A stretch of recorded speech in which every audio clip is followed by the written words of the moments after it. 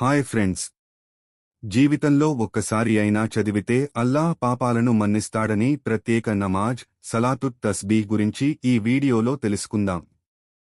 హజ్రత్ అబ్బాస్ రజియల్లాహు అన్హు కు ప్రవక్త మహమ్మద్ ఇలా చెప్పారు: ఓ అబ్బాస్, నేను నీకు ఒక ప్రత్యేక నమాజ్ నేర్పాలా? నువ్వు ఈ నమాజ్ చదివితే అల్లాహ్ నీ పాపాలన్నిటినీ క్షమిస్తాడు.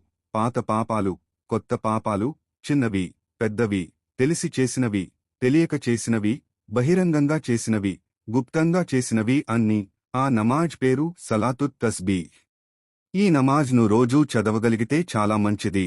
అది సాధ్యం కాకపోతే వారానికి ఒకసారి, నెలకు ఒకసారి, ఏడాదికి ఒకసారి, అది కూడా సాధ్యం కాకపోతే జీవితంలో ఒక్కసారి అయినా చదవాలని ప్రవక్త చెప్పారు. ఈ నమాజ్ మొత్తం 4 రకాత్లు ఉంటుంది. ఇందులో సుబ్హానల్లాహి వల్హమ్దులిల్లాహి వలా ఇలాహా ఇల్లల్లాహు వల్లాహు అక్బర్ అనే తస్బీహ్ను ప్రతి రకాత్లో 75 సార్లు, మొత్తం 4 రకాత్లలో 300 సార్లు చదవాలి.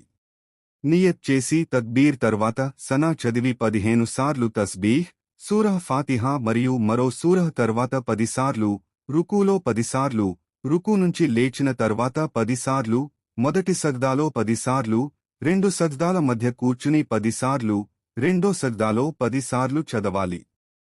చివరలో అత్తహియాత్, దురూద్ మరియు దుఆ చేసి సలాం ఇవ్వాలి. ఈ నమాజ్ను ఖుషూతో, నిజమైన తౌబాతో చదివితే అల్లాహ్ అపారమైన కరుణతో పాపాలను మన్నించి హృదయానికి శాంతిని ప్రసాదిస్తాడు.